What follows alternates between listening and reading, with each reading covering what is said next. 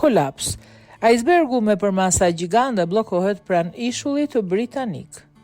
Bloku më i madh i akullnajës në botë që u nda nga rafshi i akullit flis në Ronë në vitin 1960-1986 ka ngelur në ujëra të cekta pranë ishullit britanik South Georgia. Kjo akullnaj është 2 herë më e madhe se Londra dhe ka shkaktuar shqetësime për peshkatarët pasi pjesët e akullit mund të shpërbëhen duke paraqitur rrezik për anijet dhe do të kufizonte aksesi në zonat e peshkimit. Ekologu Mark Belsier tha, nëse shpërbëhet, blloqet e akullit do të formohen dhe do të përbëjnë një rrezik për anijet, pasi lëvizin në qarqet lokale dhe mund të kufizojnë aksesin e anijeve në zonat e peshkimit lokale.